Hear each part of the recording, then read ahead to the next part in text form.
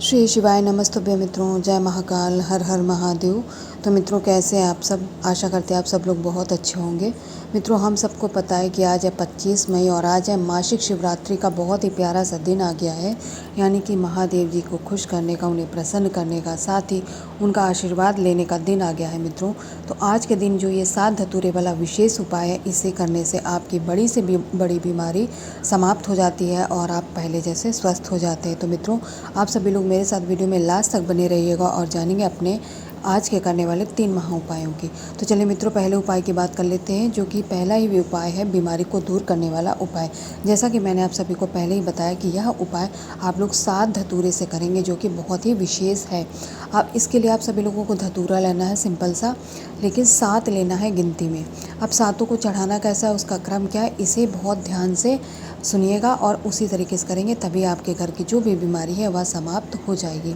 7 धतूरे ले लेते हैं क्रम से। सबसे पहला जो धतूरा लेंगे, उस एक धतूरे में आप सभी लोगों को जो मौली होती है, जिसे रक्षा सूत्र भी कहा जाता है, कलावा भी कहते हैं, जो भी आप लोग नाम लेते हो, उसको आपको लेना है। एक केवल और केवल एक धतूरे में उस मौली को, उस रक्षा सूत्र को आपको बहुत अच्छे से लपेट लेना है, ठीक है, कांटे को बचाते हुए, ताकि आपकी उंगली में ना चुभे। या जहरीला होता है तो बहुत आसान आराम से आपको इस काम को करना है। एक धतूरे में कलावा लपेटने के बाद बाकी जो आपके पास 6 धतूरे बचते हैं, उन 6 धतूरे में आपको क्या करना है, तब आप लोगों को लेना है हल्दी, ठीक है, ज़्यादा नहीं लेना, 1 से 2 चुटकी हल्दी ले लीजिएगा।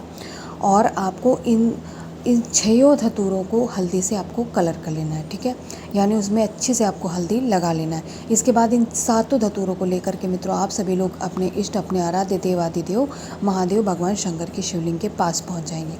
अब जो सबसे पहला धतूरा आपने मौली का तैयार किया था, उस पहले धतूरे को आप सभी लोग को महादेव जी की शिवलिंग के सबसे ऊपर समर्पित करना है, पहले धतूरे को, ठीक है। इसके बाद में आप अपनी स्वेच्छा अनुसार धतूरे समर्पित कर देंगे। दूसरा भगवान गणेश को, तीसरा भगवान कार्तिकेय को, चौथा माता अशोक सुंदरी के स्थान पर समर्पित कर सकते हैं, पांचवा माता के हस्तकमल पे समर्पित कर सकते हैं, छठा आपके जहाँ स्वेच्छा हो महादेव जी के शिवलिंग पे एक स्थान पे समर्पित कर सकते हैं। लेकिन मित्रों, जो 7वां और अंतिम धतूरा है, उसे आप सभी लोगों को महादेव जी के शिवलिंग पे जो जलाधारी का स्थान होता है, जहाँ से जल गिरने ही वाला होता है, वहाँ समर्पित करना है। यानी पहला जो धतूरा है मौली वाला, उसे समर्पित करने का स्थान फिक्स है महादेव जी के शिवलिंग के ऊपर, और 7वां जो जलाधारी से जल गिरने वाला होता है वहाँ समर्पित करेंगे। अपनी विनती, अपनी मनोकामना कहने के बाद में इस 7वें धतूरे को लेकर के आपके घर के नज़दीक में जो भी बेलपत्र का पेड़ पड़ेगा, वहाँ पे पहुँच जाएंगे, ठीक है। वहाँ पहुँचकर आपको महादेव जी के चंपेश्वर स्वरूप को स्मरण करना है, यानी चंपेश्वर महादेव जी के नाम से इस 7वें धतूरे को जो आप जलाधारी से लेके आए, इसे यहाँ पर आप लोगों को समर्पित नहीं करना है, बल्कि पटक कर चले आना है। ऐसा करने से आपके जो भी रोग बीमारियां हैं वो धीरे धीरे समाप्त हो जाएंगी, ठीक है मित्रों। तो मैं आशा करती हूँ कि पहला उपाय आप सभी लोग समझ गए होंगे। अब चलिए वीडियो में आगे बात करते हैं आज के अपने दूसरे और महत्वपूर्ण उपाय की। जो इस मासिक शिवरात्रि के दिन हम उपाय करने वाले हैं दूसरा, वो है धन लाभ का उपाय। इस उपाय को सुनने से पहले आप लोग ध्यान रखिएगा, ये केवल और केवल मासिक शिवरात्रि के दिन ही किया जाता है। इसके अलावा किसी भी दिन आप इस उपाय को नहीं कर सकते। इसके लिए आप सभी लोगों को स्क्रीन पे हल्दी दिख रही होगी, 1 चुटकी आप लोगों को पिसी हल्दी ले लेनी है। इसके बाद में फिर से आप लोगों को धतूरा लेना है, लेकिन इस बार आपको मात्रा कम रखनी है, यानी केवल 1 धतूरा लेंगे अपने इस उपाय को करने के लिए, ठीक है। 1 धतूरा लेने के बाद में आपने जो हल्दी ली है, उसे फिर से इस तरीके से उस धतूरे में लगा लेना कि जो धतूरे का हरा वाला पोर्शन होता है वो बिल्कुल भी दिखना नहीं चाहिए, वो पीले कलर का हो जानी थी। इतनी हल्दी आपको इस धतूरे पे लपेट लेनी। इसके बाद इस धतूरे को उठा करके आप फिर से अपने इष्ट, अपने आराध्य, मासिक शिवरात्रि है तो महादेव जी की शिवलिंग के पास पहुंच जाएंगे अपने इस उपाय को करने के लिए।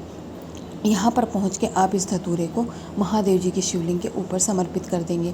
इसके बाद में यहाँ पर बैठ के आपको अपनी मनोकामना कहनी महादेव जी से कि आपके घर में जो भी धन है उसकी आवक रुक गई है, या आपको व्यापार में लाभ नहीं हो रहा है, जो भी है आप अपने मन की बात यहाँ पर कहेंगे। कम से कम 30 मिनट तक इस धतूरे को यहाँ पे रखे रहने देना है महादेव जी की शिवलिंग के ऊपर। इसके बाद में आपको अपने साथ में एक लाल कपड़ा लेके जाना है, साफ़ स्वच्छ होना चाहिए, ज़रूरी नहीं कि वो नया ही हो।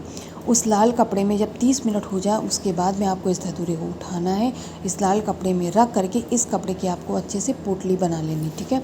जैसे श्री पोटली का निर्माण किया जाता है, ठीक उसी तरीके से पोटली बनाने के बाद महादेव जी का आशीर्वाद लेके आप अपने घर पे आ जाएंगे। अगर ये आप अपने व्यापार के लिए उपाय करें तो आप वहाँ की तिजोरी में इसे रख सकते हैं, दुकान की तिजोरी में, अन्यथा आप इसे अपने घर की तिजोरी में अलमारी में रख लीजिएगा।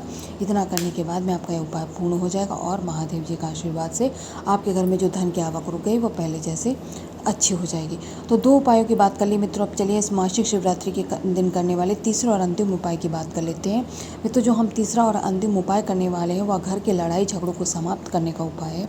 कभी कभी हमारे घर में बेवजह झगड़े होने लगते हैं, बच्चों में अनावश्यक तनाव, क्रोध, और ऐसे में आप सभी लोग आपको क्या करना है, 21 दूर्वा ले लेनी है, हरी वाली दूर्वा लेनी है।